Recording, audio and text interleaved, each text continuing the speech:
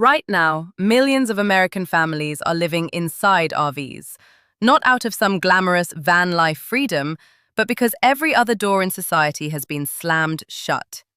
And the reason you've never noticed it is by design. They don't want you to. Think about the last time you pulled into a Walmart or Costco parking lot and saw an RV sitting off to the side. Blinds drawn, completely still, barely making a sound.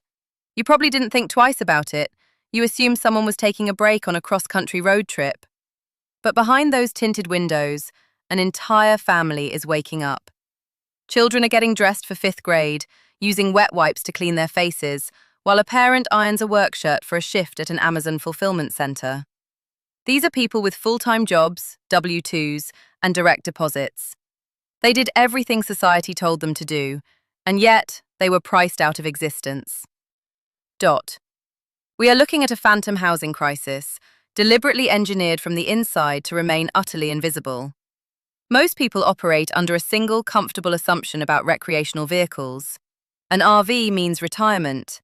It means someone sold their suburban home, bought a $100,000 diesel pusher, and is casually driving through national parks without an alarm clock set. Freedom, disposable income, the American dream. Nobody driving past that parking lot looks at a battered 2007 Class C motorhome and thinks, that family was evicted 8 months ago, and this box on wheels is the only thing stopping them from sleeping on the bare pavement. That assumption is precisely why this crisis has exploded to catastrophic proportions without a single siren blaring. When a tragedy disguises itself as middle-class leisure, nobody asks questions. Here is the anomaly that should genuinely terrify you. Every January, the federal government conducts its point-in-time homeless count. Volunteers walk the frozen streets at night with clipboards. A person sleeping on a park bench? Counted. Someone in a tent inside a public park? Counted. A family of 4 inside a legally parked RV with the curtains drawn, parked quietly in a commercial zone. Completely invisible. Not just hidden from passers-by, but statistically non-existent. They do not appear in federal spreadsheets. And because they don't exist on paper, they trigger 0 federal funding, 0 emergency housing aid, and 0 policy interventions. They are left to rot in plain sight, drifting from one commercial strip to another, while the rest of the country drives past them on their morning commute. Researchers tracking vehicle residency have uncovered a terrifying pattern over the last 3 years. Motorhomes and travel trailers are currently the single fastest growing category of unsheltered living in the United States. Drive through the industrial corridors of Los Angeles, Oakland, Seattle, or Phoenix, and you aren't looking at random traffic. You are looking at bumper-to-bumper vehicle encampments stretching for miles. Some haven't moved in 6 months. Generators hum to keep milk cold. Kids sit on the back bumper trying to catch free Wi-Fi from a nearby fast food chain to do their homework. Why an RV? It comes down to brutal, cold-blooded math. A used travel trailer can be picked up for $3,000 on Craigslist or Facebook Marketplace. Private seller, cash in hand. No credit check, no proof of income, no background check, no call to a past landlord, and no astronomical deposit. Compare that to what it takes to lease a basic 2-bedroom apartment in any major metro area today.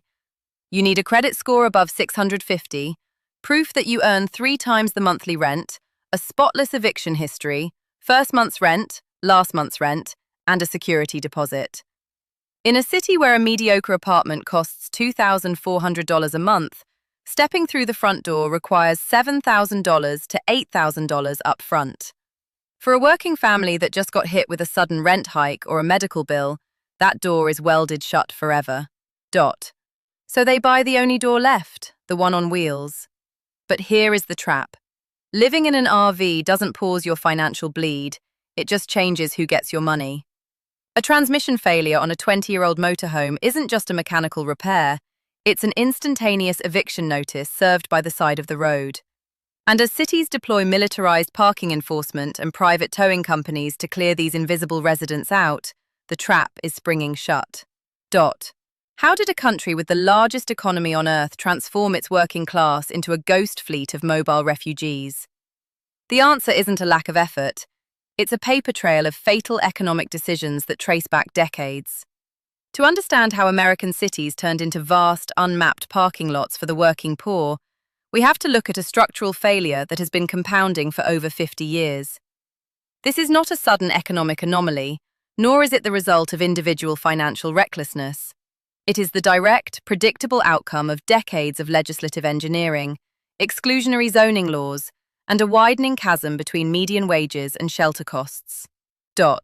The origin of this crisis traces back to the mid-20th century, specifically the post-World War II suburban expansion. Between 1940 and 1970, municipalities across the United States implemented single-family zoning ordinances at an unprecedented scale. Local governments designated vast swaths of residential land, often exceeding 70 to 80% of total residential acreage in cities like Los Angeles, San Jose, and Seattle, exclusively for single-family detached homes. This regulatory framework effectively criminalized the construction of middle-density housing, such as duplexes, triplexes, courtyard apartments, and starter homes. By restricting land use to low-density developments, cities artificially capped the supply of housing units, while their populations and economies continued to expand. In macroeconomics, restricting supply while demand accelerates produces extreme price escalation. According to data from the U.S. Census Bureau and the Federal Reserve Bank of St. Louis, between 1960 and 2020, the median home price in the United States increased by over 1,500%, whereas median household income increased by roughly 1,000%. In high-cost metropolitan areas, this disparity is significantly more pronounced. In California, for instance, median home prices rose by over 400% between 1990 and 2023, while real median hourly wages for lower-wage service and logistics workers grew by less than 15% when adjusted for inflation. Simultaneously, federal investment in public and deeply subsidized housing experienced a dramatic decline. The passage of the Quality Housing and Work Responsibility Act of 1998, along with the Faircloth Amendment, placed a hard legal cap on the total number of public housing units the federal government could construct. The Faircloth Amendment explicitly prohibited the U.S. Department of Housing and Urban Development, known as HUD, from funding any new public housing units that would increase the aggregate number of units above the level present on October 1, 1999. Consequently, as populations grew over the next 2 decades, the net stock of deeply affordable public housing steadily shrank relative to demand. As conventional low-income housing disappeared, low-wage workers were forced into the private market. However, wages failed to keep pace with the escalation of market-rate rents. According to reports from the National Low-Income Housing Coalition, there is currently no county, state, or metropolitan area in the United States where a full-time worker earning the federal minimum wage of $7.25 per hour can afford a modest 2-bedroom rental home at fair market rent. Even in states with higher minimum wages, such as California or Washington, a worker must earn between $35 and $45 an hour, working 80 to 100 hours per week, to afford a standard 2-bedroom unit without spending more than 30% of their gross income on housing.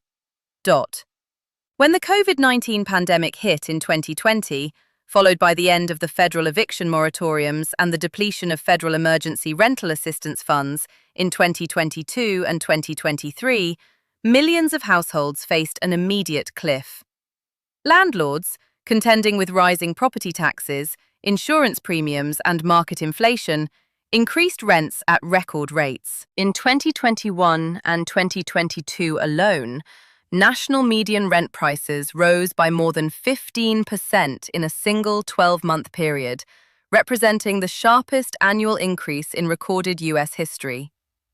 For millions of families living paycheck to paycheck, a single financial shock, an unexpected rent increase of $300, a medical emergency, or a vehicle breakdown triggered a complete collapse of housing stability. With traditional rental markets requiring a credit score above 650, spotless background checks, and initial cash outlays exceeding $6,000 for first month's rent, last month's rent, and security deposits, families found themselves priced out of the traditional housing market entirely. This is where the recreational vehicle market stepped in to fill the structural void left by the formal housing sector. Originally manufactured for recreational camping and seasonal travel, older motorhomes, Class C RVs, and fifth-wheel trailers became the de facto housing of last resort. Unlike traditional real estate, an RV can be purchased from a private seller on the secondary market for cash, often between $3,000 and $10,000. It requires no lease agreement, no credit verification, no income reporting, and no background check. However, using a vehicle designed for short-term recreation as a permanent primary residence creates an immediate legal and geographic trap. RVs are classified by law as personal property or motor vehicles, not real estate. Because they do not conform to municipal building codes, health codes, or residential safety standards, living in an RV on a public street or unzoned private lot is illegal in almost every major American municipality. Cities responded not by adjusting land use or expanding affordable housing, but by enacting aggressive parking restrictions. Measures such as oversized vehicle mandatory parking restrictions, 72-hour parking limits, and nighttime sleeping bans were passed across West Coast and Sunbelt cities. Between 2015 and 2024, cities like Los Angeles, San Diego, and Seattle passed hundreds of localized parking bans, targeting vehicles over 7 feet in height or 20 feet in length. These regulatory policies created a legal paradox. Families who had purchased RVs to avoid unsheltered street homelessness were rendered criminalized squatters on public property. The geographic trap was sprung. Workers were required to stay near economic centers for their jobs, but the same economic centers systematically outlawed the physical presence of their only shelter. The infrastructure of survival was set up to fail. To understand the daily reality of vehicle residency in American cities today, one must examine the actual operational mechanics of living inside a motorhome on a public street. This is not a static housing condition. It is an active, continuous logistical battle against physical decay, municipal bureaucracy, and law enforcement. An RV is an isolated thermodynamic and mechanical system. Unlike a fixed residential unit connected to municipal utility grids, a motorhome relies entirely on internal storage tanks and independent energy generation. Standard freshwater tanks carry between 30 and 60 gallons of water, while wastewater is split between a grey water tank for sinks and showers and a black water tank for sewage. For a family of 3 or 4 living in a stationary vehicle on an urban street, these tanks reach maximum capacity within 4 to 7 days. Because traditional commercial RV parks charge between $800 and $2,200 per month, rates that rival or exceed traditional rental costs in many markets, unsheltered vehicle residents are forced to utilize grey market or illegal disposal methods. In cities like Los Angeles, Oakland, and Phoenix, mobile sanitation trucks operated by non-profit organizations provide limited pump-out services. However, municipal capacity covers less than 15% of the estimated vehicle resident population. When holding tanks overflow, residents face an immediate crisis. Pay private disposal fees they cannot afford, risk severe environmental fines by illegally discharging waste into storm drains, or abandon the vehicle entirely. Electricity presents an equally severe operational barrier. Powering basic refrigeration, medical equipment, heating, and lighting requires either gasoline-powered generators or continuous engine idling. Gasoline consumption for a standard 4,000-watt generator running 8 hours a day costs between $15 and $25 daily, adding $450 to $750 in monthly fuel overhead purely for basic electrical survival. In winter months, liquid propane for heating adds another $200 to $400 monthly. When fuel funds run out, food spoils, interior temperatures plunge, and lithium or lead-acid auxiliary batteries discharge beyond the point of recovery, rendering the vehicle completely non-functional. This physical vulnerability is compounding rapidly due to a fundamental shift in legal precedent.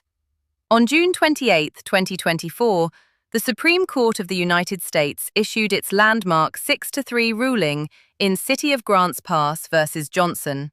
The court held that municipal ordinances enforcing civil and criminal penalties for sleeping or camping in public spaces do not constitute cruel and unusual punishment under the Eighth Amendment, explicitly overturning previous Ninth Circuit protections that prohibited cities from criminalizing unsheltered individuals when shelter beds were unavailable. Wikipedia. The post-Grants Pass legal landscape fundamentally altered municipal policy across the nation.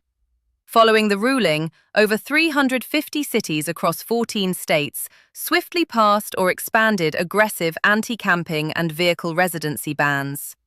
Municipalities no longer need to verify the availability of local shelter beds before issuing criminal citations, ticketing vehicles, or executing impoundments. National Homelessness Law Center.